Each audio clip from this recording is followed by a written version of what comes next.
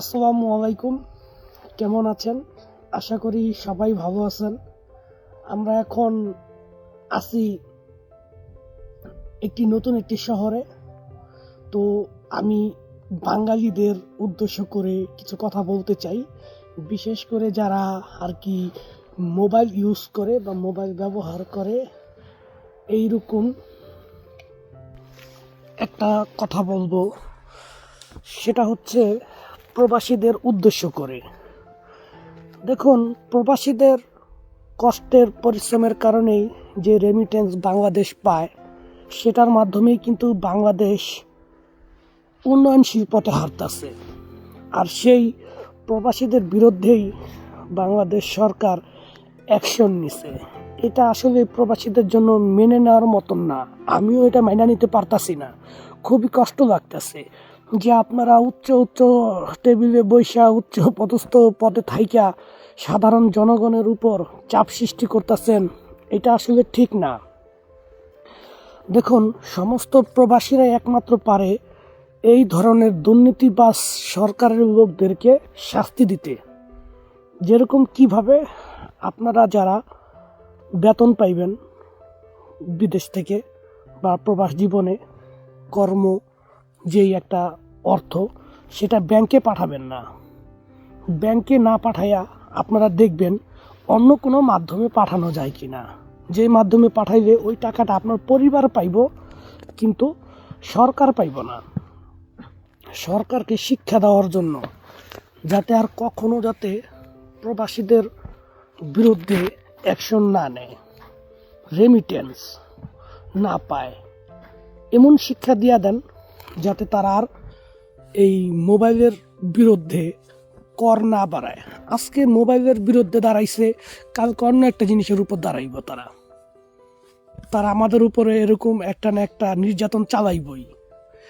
তাই আমরা নিজেরা পরিশ্রম করে নিজেরা মোবাইল কিনা আমরা আমাদের দেশে যাব, সেজন্য নাকি আমাদের ব্যাট দিতে হবে। কত বড় একটা অমানসিক চাপ সৃষ্টি করতেছে আমাদের উপর। আমি এটা মেনে নিতে পারলাম না, খুবই কষ্ট লাগতেছে। সমস্ত প্রবাসীদের উদ্দেশ্যে বলবো, যতক্ষণ না তারা এই আইন বাতিল না করে, ঠিক ততক্ষণ পর্যন্ত আপনারা কেউ ব্যাংকে টাকা পাঠাইবেন না। যদি আপনি ব্যাংকে টাকা পাঠান, ওই টাকা দিয়েই তারা দুর্নীতি করবে আর আপনাদের উপরে বিভিন্ন চাপ সৃষ্টি করবে, বিভিন্ন অমানসিক নির্যাতন করবে। যদি আপনারা চান আপনাদের উপর অমানসিক নির্যাতন, তাহলে আপনারা ব্যাংকে টাকা পাঠাইবেন। আর যদি মনে করেন আমাদের উপর এটা একটা অন্যায় হইতাছে, তাহলে আপনারা এই অন্যায়ের প্রতিবাদ করেন। হ্যাঁ, শুধুমাত্র ব্যাংকে টাকা না পাঠাইয়া। ব্যাংকে টাকা পাঠাইলেই তারা আরও প্রতিশোধ গ্রহণ করবে। আর ব্যাংকে টাকা না পাঠাইলে যখন দেখবেন যে 1 মাস 2 মাস 3 মাসের মধ্যে কোনো রেমিটেন্স নাই, তখন তারা এই আইন বাতিল করার জন্য উঠা বিড়া লাগবে। তারা নিজেরাই ব্যস্ত হয়ে পড়বে, ভাই হ্যাঁ কী করছি যে রেমিটেন্সের টাকা বাংলাদেশ চলে, আর সেই রেমিটেন্স যোদ্ধাদের বিরুদ্ধে আমরা অ্যাকশন নিছি, এটা ঠিক না। তখন তারা নিজেরাই লাইভে আইসা বলবে এই আইন বাতিল করছি। যদি এটা শুনতে চান, সমস্ত প্রবাসীরা এই কাজটা করেন, তাদেরকে শিক্ষা দেন। কেউ বেতনের টাকা পাঠাইবেন না, সবাই এমন কোনো মাধ্যমে পাঠান, হুন্ডির মাধ্যমে পাঠান, ক্রিপ্টোকারেন্সির মাধ্যমে পাঠান। আপনার পরিবার টাকা পাবে, সেম পরিমাণ টাকা পাবে, কিন্তু সরকার রেমিটেন্স পাবে না। যদি এইভাবে পদক্ষেপ না নেন, তাহলে আজীবন আপনারা এই ধরনের সরকারের দুর্নীতিবাজ লোকদের ফান্দে পড়ে যাবেন। তাই একটা কথাই বলি, আমরা আজকে শপথ করি, যতক্ষণ না পর্যন্ত তারা এই আইন বাতিল না করবে, ততক্ষণ পর্যন্ত আমরা সমস্ত প্রবাসীরা ব্যাংকে টাকা দিব না। আমার সাথে কে কে এক আমাকে জানাইবেন। দয়া করে যতক্ষণ পর্যন্ত তারা আইন বাতিল না করবে, ততক্ষণ পর্যন্ত আমরা ব্যাংকে টাকা দিব না। শুধুমাত্র এই ক্ষেত্রে শুধুমাত্র আমরা প্রবাসীরাই পারি এই প্রতিবাদ করতে। বাংলাদেশের জনগণ যারা বাংলাদেশে অবস্থান করতেছে, তারা পারবে না। কারণ তাদের উপর জুলুম করুক আর যাই করুক, তারা এটা সহ্য করে থাকতে হবে। এটা শিক্ষা একমাত্র প্রবাসীরা দিতে পারবে। তাই আমার সাথে আপনারা একমত হন। আমরা আমাদের পরিশ্রমের অর্থ ব্যাংকে দিব না, আমরা আমাদের টাকা হুন্ডি করব। ঠিক আছে, এটাই হবে আমাদের নতুন যুদ্ধ। এটা হবে আমাদের নতুন যুদ্ধ।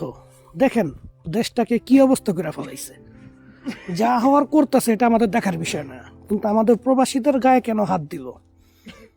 গায়ে হাত দেওয়া মানে কি? এই যে আমরা মোবাইল নিয়ে গেলেই আমাদের ব্যাট দিতে হবে, তাও আবার 57%। কেন? বিদেশ আইসি, তোরা কি টাকা দিয়া দিছিলি?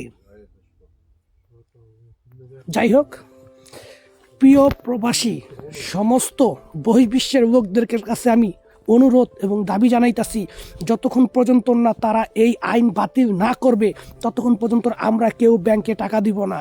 আমাদের স্লোগান হবে, যতক্ষণ না আইন বাতিল না হবে আমরা ব্যাংকে টাকা পাঠাবো না। তাহলে কি করব? হুন্ডি, ক্রিপ্টোকারেন্সি, যে কোনো একটা মাধ্যমে টাকা পাঠাবো। সেম রেট পাবে আমাদের পরিবার, শুধু অর্থের লাভ পাবে না বাংলাদেশ সরকার। ওকে, বাই বাই।